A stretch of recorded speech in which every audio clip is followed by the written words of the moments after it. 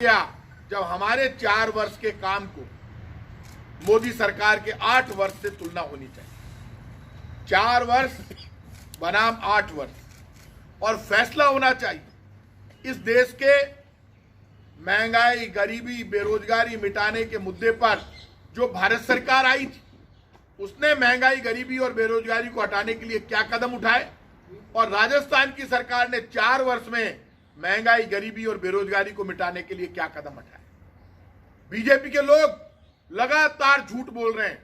मुझे दुख इस बात का है कि राजस्थान के विपक्ष के नेता गुलाब चंद जी कटारिया बहुत सीनियर है। जब मैं साइकिल पे स्कूल जाता था तब वो यहाँ पे बड़े नेता थे, तब वो बहुत सीनियर है। मुझे बड़ा दुख होता है, वो हमारे नेताओं के ऊपर बड़े बड़े बयान देते हैं। मैं आज उनसे कहना चाहता हूं, आप तो वही हैं जिन्होंने कहा था कि भारतीय जनता पार्टी नहीं होती तो भगवान राम समुद्र में होते, भगवान राम नहीं होते तो कटारिया साहब आपकी पार्टी का कोई नाम लेवा नहीं होता।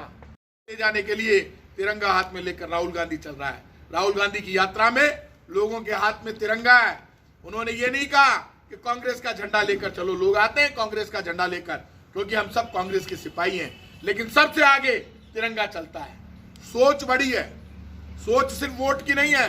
देश में भाईचारे और प्रेम की सोच पैदा करना, नफरत खत्म करना। और राहुल गांधी जी के साथ जो पैदल चल रहे हैं, जनता ऐसे आ रही है जैसे उनके पांवों में पहिए लग गए हो। उनको लगता है कि एक कोई नौजवान निकला है, क्योंकि उनका इतिहास बोलता है कांग्रेस के नेताओं का कि लड़ना, मरना, बलिदान करना कांग्रेस के नेताओं को आता है। बीजेपी के लोगों, ये जो झूठ बोलते हो ना, राजस्थान की सरकार का 2014 में जब मुख्यमंत्री थी वसुंधरा जी, जब 2014 में वसुंधरा जी के राज में पेट्रोल डीजल पर जितना टैक्स था, उतना ही टैक्स राजस्थान की सरकार का आज है। हमने कोई टैक्स नहीं बढ़ाया है।